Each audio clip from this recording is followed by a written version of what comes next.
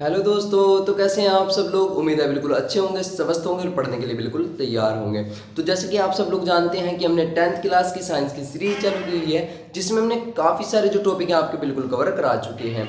इससे पहले हम केमिस्ट्री के 5 चैप्टर जो हैं वो ऑलरेडी कंप्लीट करा चुके हैं, जिसमें हमने आपको काफ़ी सारे जो टॉपिक थे बिल्कुल कवर करा दिए थे। जो आपके में चैप्टर हैं, जिस बच्चे ने वो नहीं देखे हैं वो जाकर के हमारी प्लेलिस्ट में देख सकता है। साथ ही साथ हम उनको डिस्क्रिप्शन में भी दे देंगे। बहुत ही अच्छे, बहुत ही शानदार। तो चलिए चलते हैं। तो सबसे पहले आपको पता है कि हमने पार्ट 10 चालू किया है फिजिक्स का, पार्ट 10, ठीक है नहीं, जिसका नाम है समतल पृष्ठों व गोलीय पृष्ठों पर प्रकाश का परावर्तन। साथ ही हमारे YouTube चैनल का नाम है स्टडी रूम 2.0 और आप देख रहे हैं 10th क्लास साइंस की सीरीज। इससे पहले इस चैप्टर की हम 10 वीडियो अपलोड कर चुके हैं। यह आपकी 11th वीडियो है, यानी 11वीं वीडियो है। जिस बच्चे ने वह नहीं देखी है उसको जाकर बिल्कुल अच्छे से आप देख लीजिएगा। आज का टॉपिक बहुत ज़्यादा इंपॉर्टेंट है, क्योंकि आज हम समझने वाले हैं अवतल दर्पण के लिए सूत्र 1/f = 1/u + 1/v का निगमन। ये जो अवतल दर्पण के लिए सूत्र होता है, इसका हम निगमन यानी निकालना, इसको हम सीखेंगे। बहुत ही अच्छे, बहुत ही शानदार, ये बहुत ही इंपॉर्टेंट है। क्या है? इंपॉर्टेंट है, क्योंकि पेपर के पॉइंट ऑफ व्यू से अगर देखा जाए, मैं आपको बताऊं तो पेपर के पॉइंट ऑफ व्यू से अगर आप देखें तो ये बहुत ज़्यादा इंपॉर्टेंट है, क्योंकि इसके बेस पर आपको न्यूमेरिकल जरूर पूछे जाते हैं। तो चलिए शुरुआत करते हैं। सबसे पहले क्या लेते हैं हम लेते हैं इसके बारे में थोड़ा स्टेटमेंट हम लिख लेंगे। क्या लिखेंगे कि हमने माना M1 व M2 एक अवतल दर्पण है। क्या है? एक अवतल दर्पण लिया, एक अवतल दर्पण। समझ रहे हैं आप बात को? बहुत ही अच्छे, बहुत ही शानदार। जिसका वक्रता केंद्र, इसका लिख देंगे जिसका वक्रता केंद्र, क्या लिखेंगे? वक्रता केंद्र C तथा दर्पण का ध्रुव, दर्पण का ध्रुव P। समझिए आप बात को? दर्पण का ध्रुव P व फोकस F है। समझ रहे हैं बात को? ये हमने इसके बारे में लिख लिया। आप चाहे तो और ज्यादा भी लिख सकते हैं। क्या लिख सकते हैं कि हमने O' नाम की एक वस्तु ली, जिसका प्रतिबिंब I और I' पर प्राप्त होता है। साथ ही आप देख सकते हैं I' जिससे O' है, उसका जो प्रथम किरण है वो आपकी परावर्तक पृष्ठ से ए बिंदु से टकराकर आपकी F से होकर यानी फोकस से होकर गुजर जाती है। साथ ही दूसरी किरण आपकी वक्रता केंद्र से होकर जाती है और उसी मार्ग से वापस लौट जाती है। इन दोनों किरणों का कटान बिंदु जो होता है उसे मुख्य अक्ष से मिलाने पर हमें इस वस्तु का प्रतिबिंब प्राप्त हो जाता है, जिसका नाम है I'। बहुत ही अच्छे, बहुत ही शानदार। ये सब आप इसमें लिख सकते हैं। अब देखिए, अब हम दोनों को क्या करना है? इसको प्रूफ करना है। तो चलिए हम प्रूफ करते हैं। तो सबसे पहला वर्क क्या है? सबसे पहले हम एक और मतलब क्या लेंगे, इसमें से एक डायग्राम निकाल लेते हैं। ये वाला डायग्राम, ये वाला कहीं दिख पा रहा है आपको? ये बिल्कुल अच्छे, बहुत अच्छे। ये देखिए O' C I', ये हमें ले लेना है इसमें से। समझ रहे हैं आप बात को? अब पहला काम जो है यहीं से शुरुआत होने वाली है, यहीं से शुरू होगा। अब आप इसमें देखिए ये आपस में कैसे दिख रहे हैं आपको। अब आप देखिए यहाँ पे भी 90 डिग्री है। समझ रहे हैं बात को? यहाँ पे भी क्या है? 90 डिग्री है। अब ये कोण देखिए आप, दोनों बराबर है। तो हम दोनों इन त्रिभुज के बारे में लेंगे। सबसे पहले इन दोनों त्रिभुज के बारे में हम चर्चा करेंगे, विचार करेंगे, इनके बारे में सोचेंगे, समझेंगे। तो चलिए इसको देखते हैं, इनके ऊपर विचार करते हैं हम। तो सबसे पहले लेते हैं हम त्रिभुज O'OC तथा त्रिभुज I'IC। समझ रहे हैं बात को? हम दोनों ने क्या किया? ये दोनों त्रिभुज ले लिए। बहुत ही अच्छे, बहुत ही शानदार। अब जो जो कोण इसमें बराबर है वो लिख लेंगे हम। लिख लीजिए। कोण बराबर कौन सा है? O'OC। कौन सा? O'OC बराबर है किसके? कोण I'IC के। क्यों है? प्रत्येक क्या है आपका? समकोण है। कैसा है? समकोण है। बहुत ही अच्छे, बहुत ही शानदार। अब दूसरा कोण देखेंगे आप, एक और कोण देखिए। कोण OCO' बराबर है कोण ICI' के। किसके बराबर है? ICI' के। क्यों है? कारण क्या है? तो आपने पढ़ा होगा शीर्षाभिमुख कोण, शीर्षाभिमुख कोण इस कारण बराबर होते हैं। इसका मतलब क्या है कि आमने सामने का कोण, जो आपका ऐसे कटान बिंदु होता है उसके आमने सामने का कोण क्या होता है, बराबर होता है। ये आपने 9th क्लास में भी बिल्कुल अच्छे से पढ़ा होगा, बहुत ही अच्छे, बहुत ही शानदार। तो अब लिख लेंगे, एक चीज और लिख लीजिए, कोण O dash C, O dash C बराबर होगा कोण, कौन सा कोण, आई डैश सी के, आई डैश सी के, क्यों, तीसरा कोण, इसको लिख दे तीसरा कोण। अब मैं आपको बता देता हूं कि जिस त्रिभुज के दो कोण आपस में समान हो तो तीसरा कोण ऑटोमेटिक समान हो जाता है, इसलिए तीसरा कोण ऑटोमेटिक बराबर हो जाएगा। तो अब आप देख पा रहे होंगे कि सभी कोण इसके क्या हैं, आपस में बराबर हैं, आपस में क्या है, बराबर है, यानी एक दूसरे के जैसे हैं। दोनों त्रिभुज क्या है, एक दूसरे के जैसे हैं, यानी समरूप है। कैसे हैं त्रिभुज, हम लिख लेंगे त्रिभुज ओ डैश ओ सी समरूप है, क्या है, समरूप है त्रिभुज आई डैश आई सी के। समरूप, समरूप क्या है, नाम से ही पता लग रहा है, समान रूप वाले। कौन से, समान रूप वाले, जिनका रूप समान हो, समान रूप वाले, उन्हें क्या बोलते हैं, समरूप बोलते हैं, यानी एक दूसरे के क्या है, ये समरूप है। बहुत ही अच्छे, बहुत ही शानदार। अब इसके समरूप हो गए तो हम क्या लिखेंगे, वस्तु की जो दूरी होगी, लंबाई होगी, वो आई डैश यानी प्रतिबिंब की जो लंबाई होगी उसके अनुपात में होगी। देखिए कैसे, अब देखिए O dash upon I dash, समझ रहे हैं बात को, बहुत अच्छे, बहुत ही शानदार। ये बराबर होगा किसके, ओ डैश लिया, ओ सी अपॉन आई सी, किसके, आई सी की, इसकी दोनों भुजा ले ली हमने। ये आपकी इक्वेशन नंबर फर्स्ट हो गई, यानी समीकरण नंबर आपकी फर्स्ट हो गई। बहुत ही अच्छे, बहुत ही शानदार, ठीक है। ये आपका हो गया फर्स्ट स्टेटमेंट होगी, हमने ये वाला कार्य अपना बिल्कुल अच्छे से कर लिया, ये हमने ले लिया, ठीक है। नहीं, इससे क्या निष्कर्ष निकाल लिया हमने, ये वाला निष्कर्ष आपका निकाल दिया। अब मैं क्या कर दे रहा हूँ, इसको ऊपर से रफ कर दे रहा हूँ जिससे आप अच्छे से समझा सकूं इसको छोड़ करके, क्योंकि हमने इसका काम जो है हमारा वो खत्म हो गया है बिल्कुल। बहुत ही अच्छे, बहुत ही शानदार। चलिए मैं इसको रफ कर दे रहा हूं और आगे चलते हैं। चलिए बहुत ही अच्छे। तो बच्चों जो है ऐसे बिल्कुल इसको लिखते चलिए आप, जिससे कि आप अच्छे से समझते चलेंगे। ये समीकरण आपकी एक हो गई। अब आपको एक और चित्र इसमें दिख पा रहा होगा, कौन से वाला, अब ये वाला चित्र देखिए आप, ये वाला देखिए, दिख पा रहा है ऐसा कहीं पे, ये देखिए यहां पर देखिए, ये हो गया आई डैश, ये हो गया आई, ये हो गया एफ, ये हो गया एन और ये हो गया ए, दिख पा रहा है। पहले हमने इसकी बात करी, ये थी आपकी फर्स्ट, ये इक्वेशन यहां से निकलेगी, फर्स्ट इक्वेशन यहां से निकलेगी और सेकंड आपकी इक्वेशन यहां से निकलेगी। अब आप देखिए इसमें भी आप देखिए, ये वाला कोण और ये वाला कोण बराबर है, 90 डिग्री है, और ये भी आपका 90 डिग्री है। साथ ही आप देखिए ये वाला कोण, ये वाला कोण भी आपस में बराबर है, क्यों है, शीर्षाभिमुख कोण। कौन से कोण, शीर्षाभिमुख कोण। तो हम क्या लिखेंगे कि त्रिभुज ले लेंगे, हम त्रिभुज ले लेंगे, कौन सा लेंगे, ए एन एफ, तथा त्रिभुज ले लेंगे आई डैश आई एफ। इसी प्रकार कैसे, यानी जो पिछला त्रिभुज हमने लिए थे, ये वाले जो त्रिभुज हमने लिए थे, उसी प्रकार ये क्या होंगे, आपस में समरूप होंगे, समान रूप वाले होंगे। तो क्या लिखेंगे हम, त्रिभुज ए एन एफ। क्यों होंगे समान रूप वाले, क्योंकि ये भी 90 डिग्री और ये भी 90 डिग्री।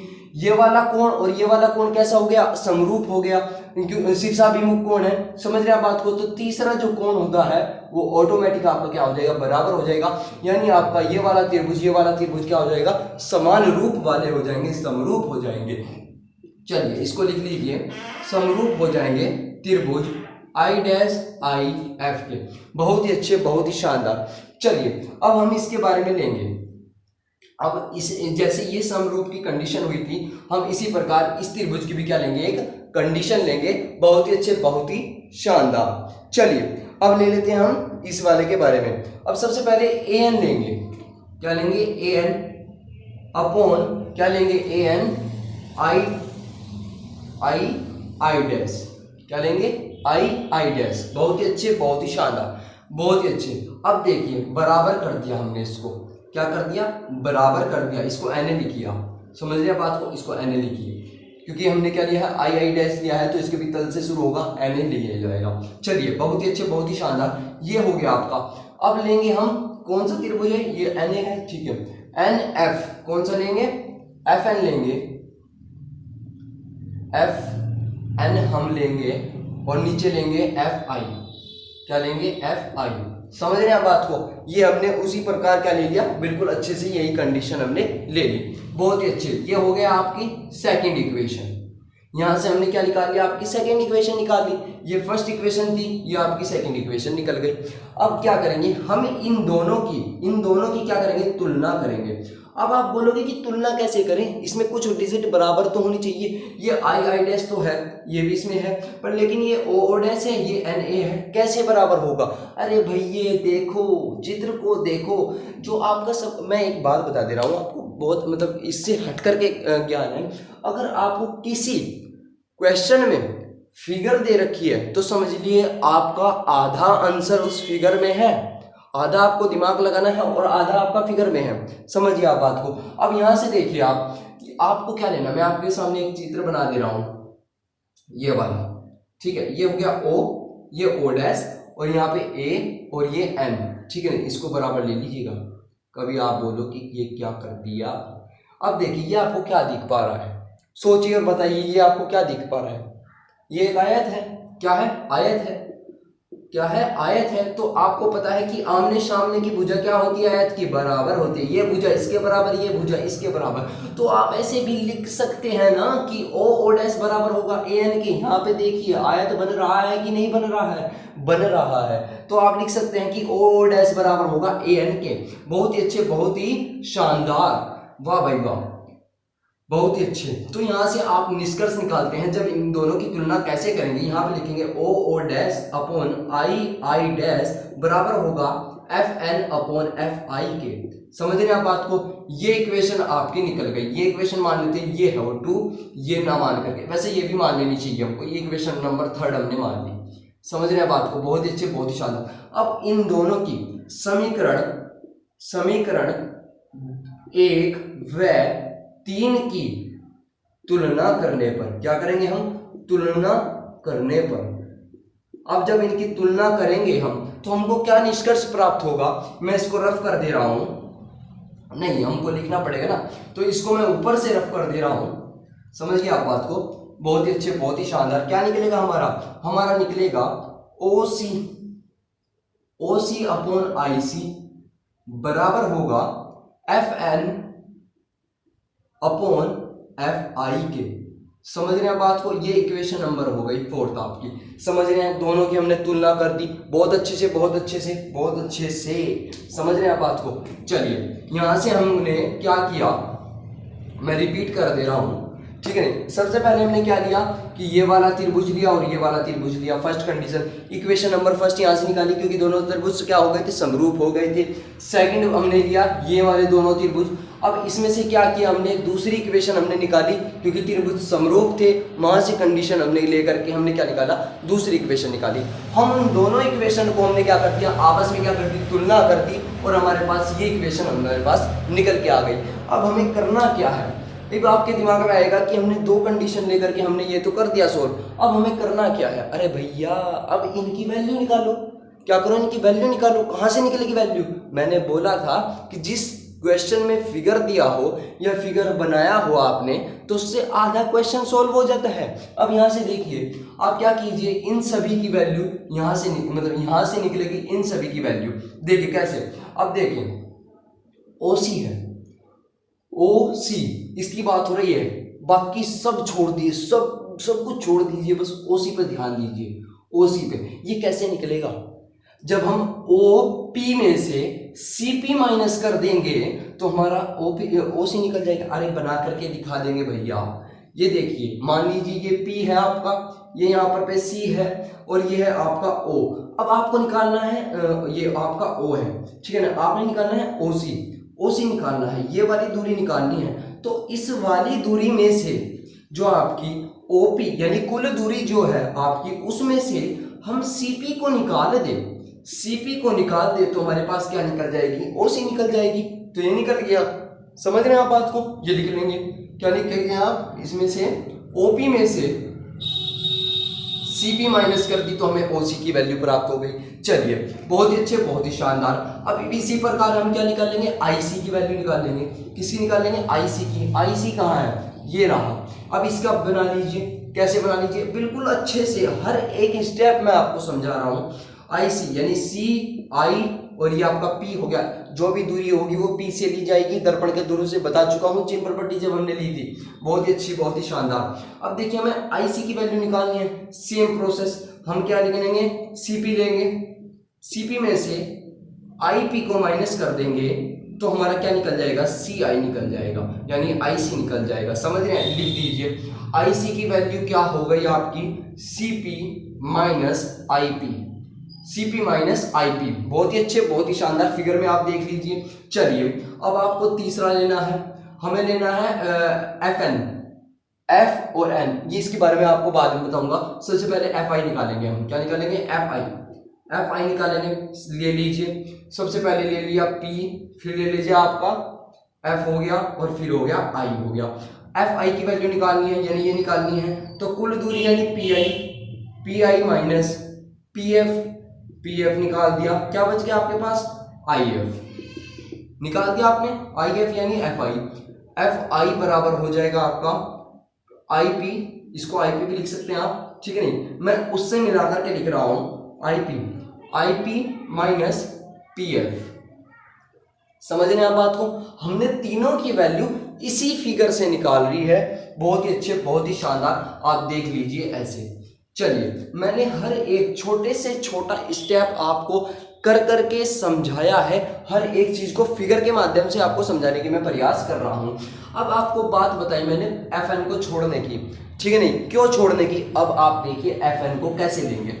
FN मैं पहले लिख दे रहा हूं, FN बराबर होगा PF के बराबर होगा F के।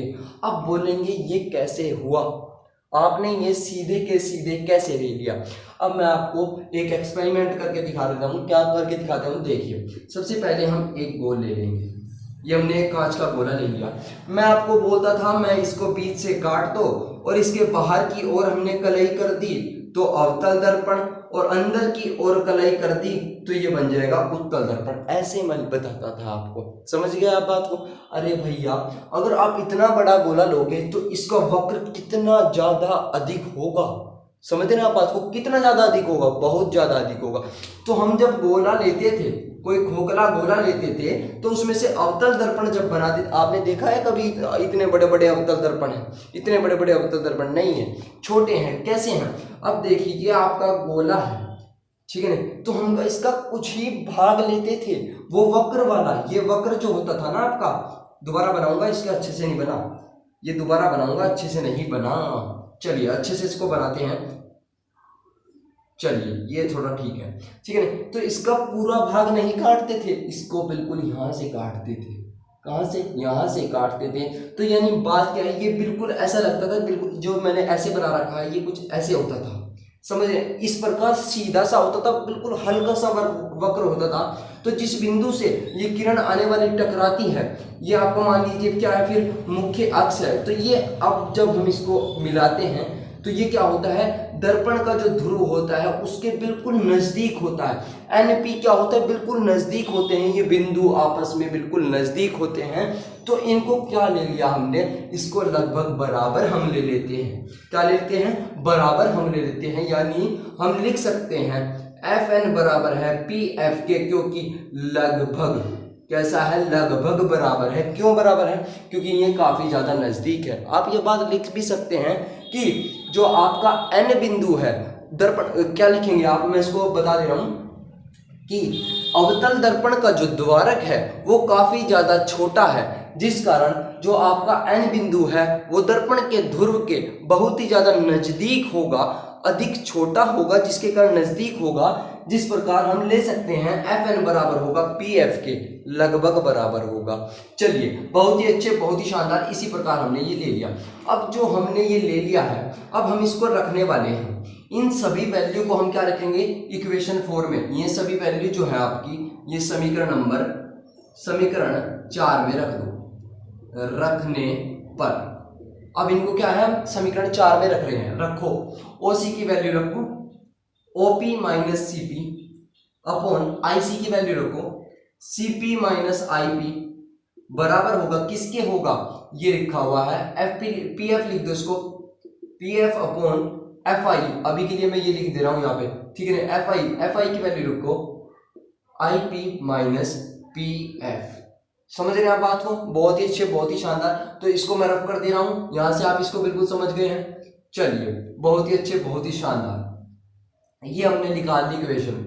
एक और, अब आप कहोगे कि ये क्या आ गया, अब इसकी वैल्यू बताओ, अब इन सभी की वैल्यू बताओ, इनकी भी तो वैल्यू रखनी पड़ेगी भैया, जब भी तो निकालोगे। अब देखिए ओपी कहाँ है, ओपी ओ और पी, ओपी समझ रहे हैं। अब मैं कुछ लिखने वाला हूं आपके सामने, इसको मैं रफ कर दे रहा हूं ऊपर से, क्योंकि इसका काम खत्म हो गया, ठीक है ना, इसको काम खत्म हो गया। और इसको भी मैं ऊपर की ओर लिख दे रहा हूं, क्योंकि मेरे को अभी बहुत सारी चीजें इसमें लिख करके आपको समझानी है। समझ गया बात को। I P equal to P F upon I P minus P F, ठीक है। बहुत ही अच्छे, बहुत ही शानदार, समझ गए आप बात को। अब देखिए, अब हम सबको कुछ चीजें लिखनी है। क्या है, दर्पण के ध्रुव से लिखेंगे, दर्पण के ध्रुव से वस्तु की दूरी, वस्तु की दूरी यानी कौन सी, ओपी। ओपी समझ रहे हैं, ओपी क्या होती है, क्या होती है, यू होती है। क्या होती है, यू होती है, स्मॉल यू होती है, ठीक है नहीं। दर्पण के ध्रुव से प्रतिबिंब की दूरी, दर्पण के ध्रुव से प्रतिबिंब की दूरी, प्रतिबिंब की दूरी यानी कौन सी दूरी बात कर रहे हैं, आईपी की वैल्यू की बात कर रहे हैं। किसकी, आईपी की वैल्यू की बात कर रहे हैं। ये होती है वी, समझ रहे हैं आप बात को, ये होती है वी। बहुत ही अच्छे, बहुत ही शानदार। अब और क्या रह गया, सीपी, और क्या है इसमें, अब बात करते हैं सीपी, वक्रता केंद्र, दर्पण के ध्रुव से लिख लेंगे इसको, सेम है, नीचे कॉपी कर लेंगे, से वक्रता केंद्र की दूरी, वक्रता केंद्र की दूरी यानी कौन सी, सीपी इक्वल टू आर। समझ रहे हैं आप बात को। चलिए और लिखेंगे फोकस की दूरी, वक्रता केंद्र से फोकस की दूरी, फोकस की दूरी यानी पीएफ, ये लिख दिया हमने पीएफ। समझ रहे हैं बात को, ये चारों हमने लिख दिया। और कोई दूरी आपकी रह गई है, नहीं। चलिए अब आपका, अब ये सारी वैल्यू हम इसमें रखेंगे। इससे पहले मैंने जो आपको वीडियो बनाई थी चिन्ह परपटी की, वो चिन्ह का उपयोग इसमें होगा। कैसे होगा, अब देखिए, दर्पण के ध्रुव से लेफ्ट साइड जो दूरियां होती हैं वो बिल्कुल सारी की सारी क्या होती है, ऋणात्मक होती है। यानी सबसे पहले हम ये वाली दूरी लेंगे। कैसे ऋणात्मक, कैसे पता कर रहे हैं, अरे ये देखो ना, आप ऐसे करो, वाई, वाई डैश, एक्स और एक्स डैश, ये ओ हो गया। ये मान लीजिए आपका यहाँ पर पी है, ऐसे, तो इसके जो इस साइड होगी वो सारी नेगेटिव होंगे, इस साइड क्या होगी, पॉजिटिव होंगी दूरियां। समझ रहे हैं आप बात को, ऐसे देखो ना, तो ऐसे देखिए, इस साइड जितनी भी दूरियां हैं आपकी सभी क्या होंगी, नेगेटिव होंगी। क्या होंगी, नेगेटिव होंगी। चलिए अब देखिए u कहाँ है, अब देखिए u यानी o से लेके p तक की दूरी, ये क्या कहलाती है आपकी, u कहलाती है। क्या कहलाती है, u कहलाती है। बिल्कुल प्रतिबिंब से दर्पण तक की दूरी यानी ये वाली दूरी आपकी v कहलाती है। क्या कहलाती है, v कहलाती है। फोकस से दर्पण तक की दूरी f कहलाती है, फोकस दूरी कहलाती है। c से यानी आपकी वक्रता केंद्र से दूरी आपकी r कहलाती है, दर्पण तक की। ये सभी दूरियां जो है ऋणात्मक है, तो इनके सामने ऋणात्मक चिन्ह आपका आ जाएगा। बहुत ही अच्छे, बहुत ही शानदार। अब इन सभी वैल्यू को हम क्या लिखेंगे, ऊपर जो है इनमें पुट कर देंगे। चलिए लिखते हैं, ओपी माइनस यू सीपी, कहाँ है सीपी, ये रहा, माइनस माइनस के आर अपॉन सीपी माइनस के आर माइनस आईपी, कहाँ है आईपी, माइनस के वी बराबर होगा पीएफ, पीएफ क्या है, माइनस के F upon IP, PF, IP की वैल्यू माइनस के V minus F P F यानी माइनस के एफ। समझ रहे हैं आप बात को बिल्कुल अच्छे से। मैंने इस तक यहाँ तक अभी तक कुछ नहीं किया, सिर्फ आपकी जो वैल्यू थी वो हमने इसमें पुट कर दी है। बहुत ही अच्छे, बहुत ही शानदार। चलिए अब ये जो है हम इसको क्या करेंगे, सोल्व करेंगे। अब शुरू में इनको क्या करते हैं, खोल करके लिख देते हैं जिससे कि इनका माइनस थोड़ा सा खत्म हो जाए, ये सोल्व करने में हमें आसानी हो जाए। Minus U plus R, minus minus plus हो जाएगा, minus R minus minus plus हो गया, वी हो गया, इक्वल टू माइनस एफ हो गया, अपॉन माइनस माइनस प्लस हो जाएगा, माइनस के वी माइनस माइनस प्लस हो गया, ये हो गया एफ। समझ रहे हैं आप बात को, इतना काम हमने कर दिया। बहुत ही अच्छे, बहुत ही शानदार। अब आर की वैल्यू हम निकालेंगे। आर की वैल्यू चूंकि हम जानते हैं आर इक्वल टू क्या होता है, 2f होता है। मैंने ये क्वेश्चन, ये चीज आपको बताई थी कि जो फोकस दूरी होती है आपकी, वो वक्रता केंद्र और दर्पण के ध्रुव की जो दूरी होती है, यानी वक्रता त्रिज्या जो होती है उसकी आधी होती है।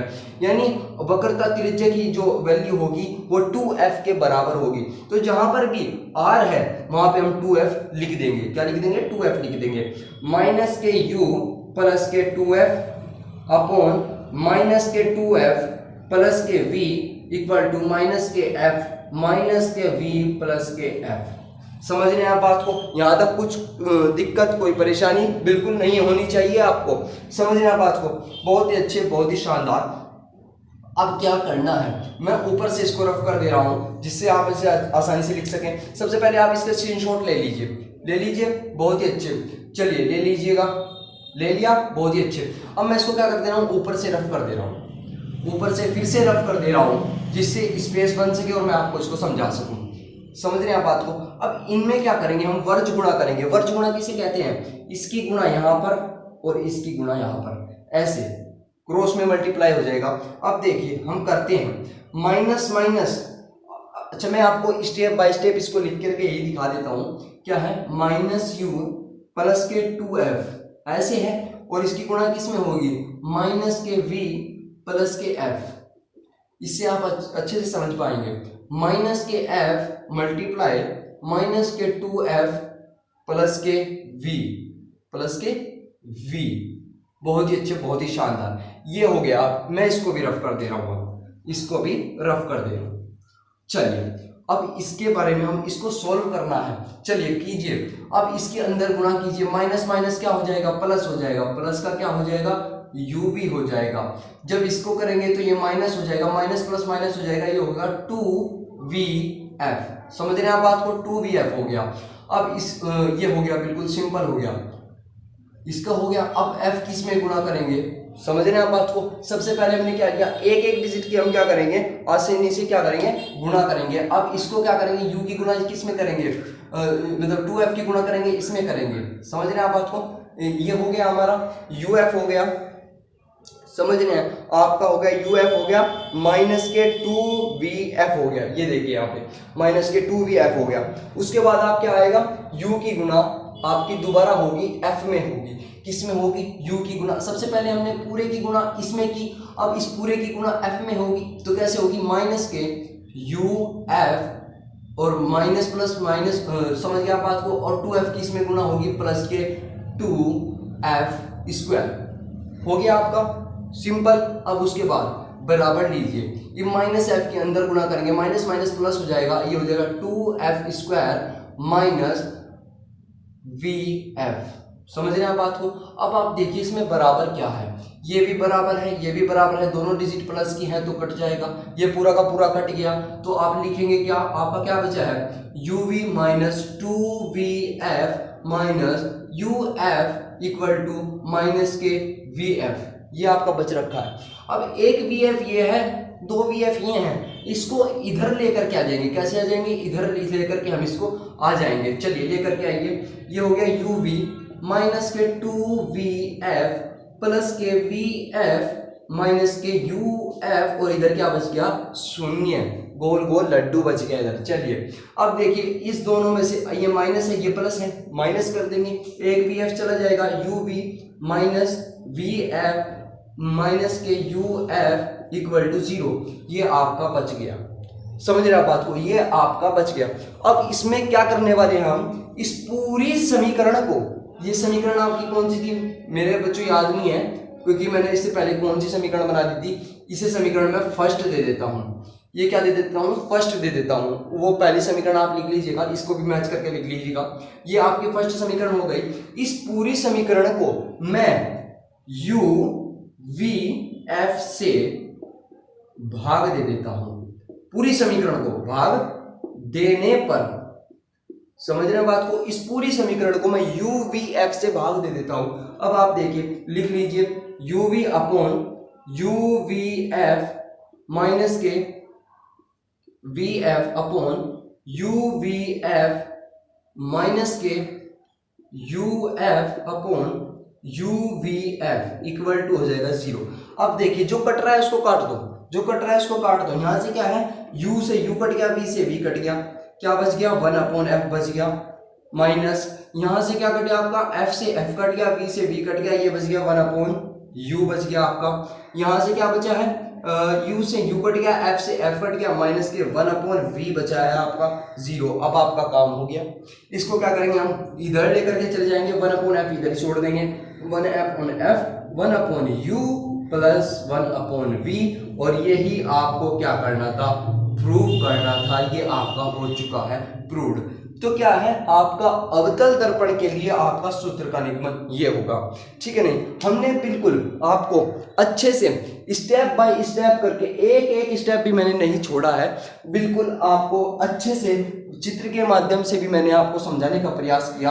बिल्कुल अलग अलग चित्र आपको लेकर के दिखाए, जिससे कि आप आसानी से इसको समझ सके, साथ ही साथ अपनी कॉपी में नोट कर सके। ठीक है बच्चों, अगर आपको इसमें जरा सी भी परेशानी हो तो दोबारा बता दीजिए, मेरे को कोई प्रॉब्लम नहीं है। मैं एक वीडियो और बना दूंगा इसी के ऊपर, जिससे कि आप अच्छे से समझ सकें। वैसे मेरे को पूरा विश्वास है आपको दूसरी वीडियो की बिल्कुल भी आवश्यकता नहीं होगी, क्योंकि मैंने इस पहली वीडियो में ही आपको बिल्कुल अच्छे से समझाने का बिल्कुल प्रयास किया है। चलिए, बहुत ही अच्छे, बहुत ही शानदार। यदि आपको लगता है कि मेरी जो वीडियो है आपके लिए बहुत ही अच्छी और यूजफुल साबित हो रही हैं, जिससे कि आपके बोर्ड एग्जाम में अच्छे नंबर आ रहे हैं या आने का प्रयास आप कर रहे हैं और आपके लिए ये यूजफुल भी हो रहा है, तो अगर आपको ऐसा लगता है कि मेरी वीडियो आपके लिए सफिशिएंट है, अच्छी है वीडियो, तो आप लाइक, कमेंट, शेयर, और चैनल पर नए हो तो सब्सक्राइब करना बिल्कुल भी नहीं भूलें, और अपना प्यार हमारे साथ ऐसे ही बनाते रहिए। मिलते हैं नेक्स्ट वीडियो में, और अच्छा कंटेंट मैं आपके लिए लेकर के आऊँगा। तब तक के लिए जय हिंद, जय भारत।